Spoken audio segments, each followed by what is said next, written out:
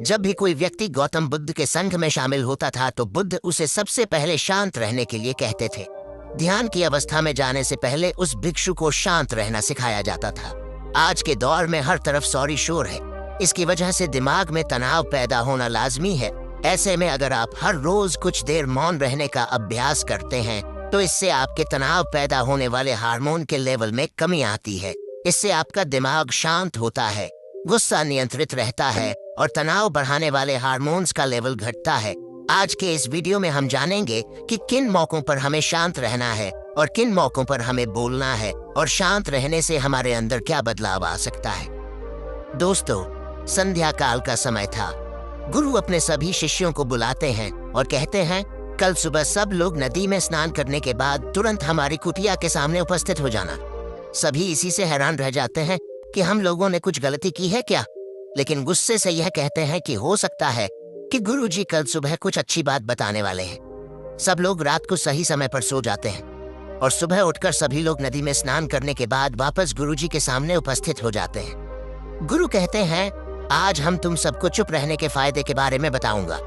गुरु कहते हैं, 10 मौके जहां पर चुप रहने से होता है लाभ और बोलने से नुकसान। गुरु कहते हैं, अगर आप इन 10 मौकों पर शांत हो गए यानी मौन हो गए तो आप जो चाहेंगे वही मिल जाएगा। आपकी जिंदगी में चमत्कारिक बदलाव शुरू हो जाएंगे। जरूरत से ज्यादा बोलना या चुप रहना दोनों ही अच्छी बात नहीं है। जैसे जरूरत से ज्यादा बारिश हो जाना या फिर धूप दोनों ही दिक्कत देती है, उसी तरह अनावश्यक बोलने से भी काफी नुकसान होता है। गुरु कहते हैं कि पहला ऐसा मौका जहां पर व्यक्ति को चुप रहना चाहिए, बिना तथ्य के ना बोले। गुरु ने कहा, अगर आपके पास कोई तथ्य नहीं है तो वहां चुप रहने में ही भलाई है। चुप बैठने से दिमाग में नई कोशिकाओं का निर्माण होता है और इससे ज्ञान की वृद्धि होती है। बोलने में भलाई वही है जहां आपको किसी चीज के बारे में पूरा ज्ञान हो। अगर आप बिना तथ्य के कहीं बोलते हैं या फिर बेवजह बोलते हैं तो आपका वहां मजाक भी बन सकता है।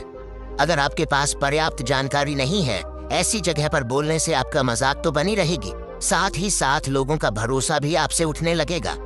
इसलिए ऐसी जगह पर शांत रहो जहां तुम्हें पता ना हो कि क्या बोलना है क्या नहीं। कई बार कुछ लोग ऐसे होते हैं जो हर जगह अपनी उपस्थिति बताने लगते हैं। उन्हें पता नहीं होता है कि हमें क्या बोलना है, लेकिन फिर भी बोलते जाते हैं और फिर बाद में दूसरे लोग उनके जाने के बाद उनका मजाक उड़ाते हैं। जब तक आपको उस तथ्य के बारे में अच्छा ज्ञान नहीं है, उसके बारे में पता नहीं है, तो वहां चुप रहना ही ज्यादा समझदारी है। गुरु ने कहा, दूसरा ऐसा मौका जहां पर व्यक्ति को चुप रहना चाहिए। शब्दों से न पहुंचे ठेस। अगर आपके शब्द किसी को मानसिक ठेस पहुंचा रहे हैं तो वहां चुप हो जाना चाहिए। कमजोर व्यक्ति के बारे में कुछ भी बोलकर आप महान नहीं बन सकते हैं। महान आप किसी कमजोर का साथ देने में बनेंगे। कई बार होता है कुछ लोग अपने से छोटे व्यक्ति को भला बुरा कहते रहते हैं। सामने वाला इंसान तो कद से आपसे छोटा है, वह आपको कुछ नहीं बोलेगा, लेकिन आप उसकी नजरों में गिरते चले जाएंगे। हो सकता है कि कल वह भी आपसे पद में बड़ा हो जाए।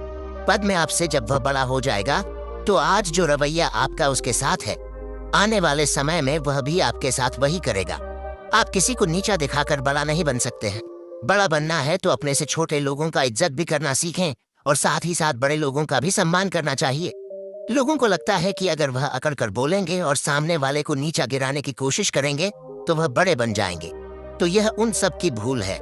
बड़े होने की बजाय आप उनकी नजरों में गिरते चले जाएंगे।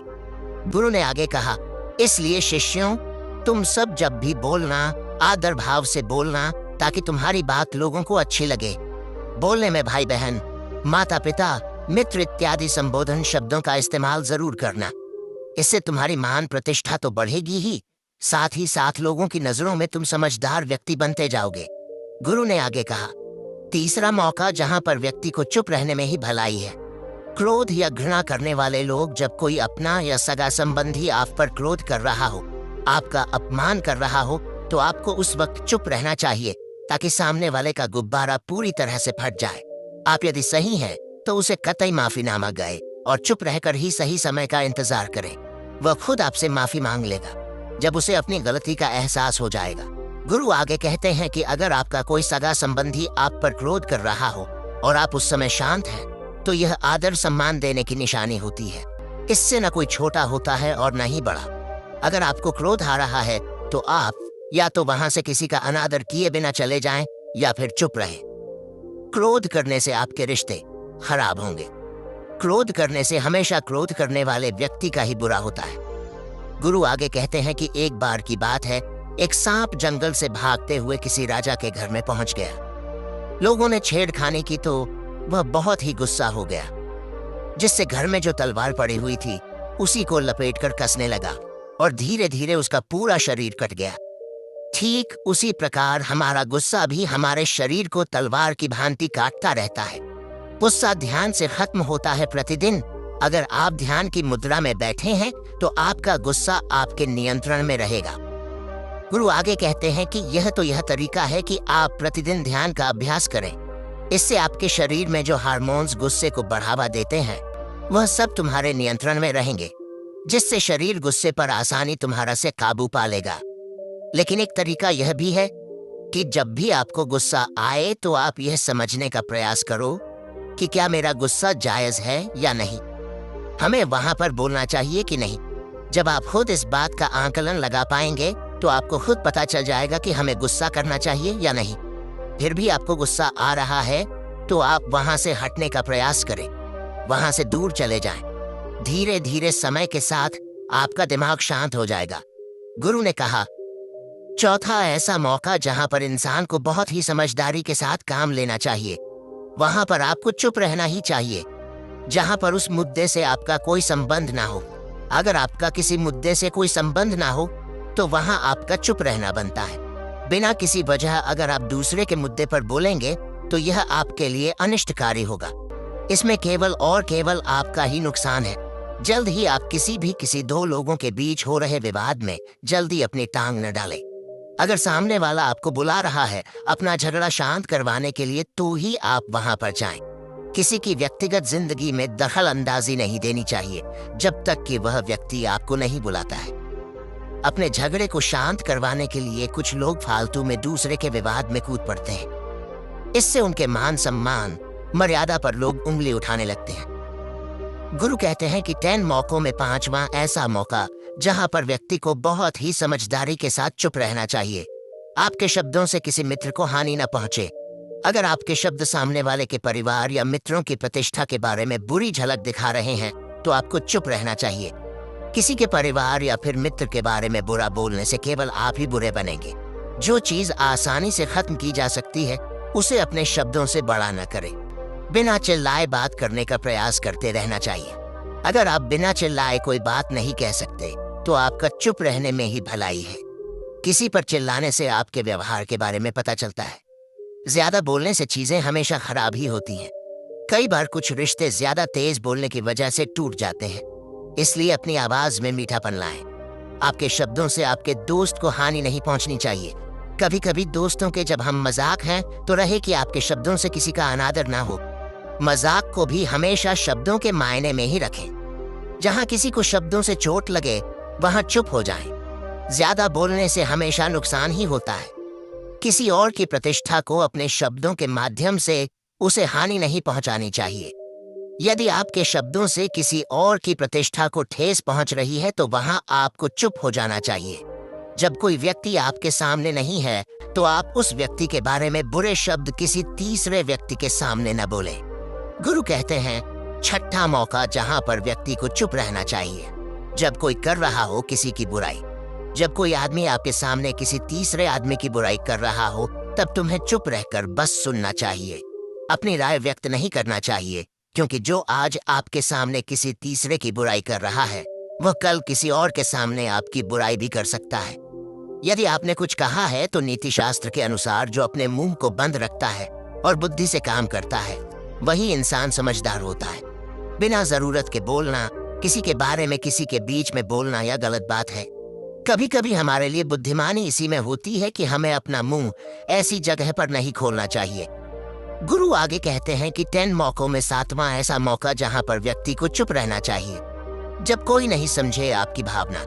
यदि आपको लग रहा है कि कोई व्यक्ति आपकी भावना, दुख या परेशानी को शब्दों में नहीं समझ रहा है, यदि आपको लग रहा है कि सामने वाला व्यक्ति आपकी भावना या दुख को या आपकी जो परेशानी है उसको वह समझ नहीं पा रहा है या समझने का प्रयास ही नहीं कर रहा है या वह आपको ध्यान से सुन ही नहीं पा रहा है, तो ऐसे व्यक्ति के सामने आप चुप ही रहें।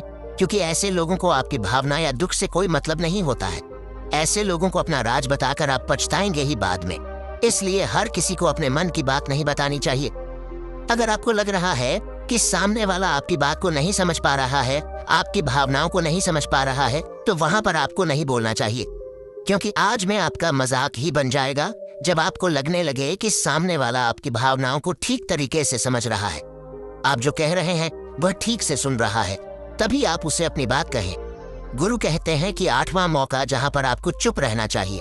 जब कोई इंसान अपना दुख व्यक्त करे, यदि कोई इंसान अपने दुख या परेशानी को आपको बता रहा है, तो इसका मतलब यह है कि वह आपको अपना समझ रहा है। ऐसे में तुरंत ही उसे समाधान बताने के बजाय चुप रहकर उसके दुख या समस्या को सुने। उसके दुख या समस्या को किसी और को न बताएं। वह इसलिए नहीं बता रहा है कि उसकी समस्याओं का समाधान कर देंगे, बल्कि वह इसलिए भी बता रहा है कि सामने वाला उसकी बात को समझ रहा है। कई बार बताने से दुख कम हो जाते हैं। आपको अपना दुख इसलिए बता रहा होगा कि उसे लग रहा है कि आप उसकी बात को समझ रहे हैं। दुख बांटने से कम हो जाता है। इसलिए जब कोई व्यक्ति अपना दुख आपसे व्यक्त करे, तो आप चुप मारकर उसकी बात को बहुत ही ध्यान से सुने, ताकि उसके दुख कम हो जाएं।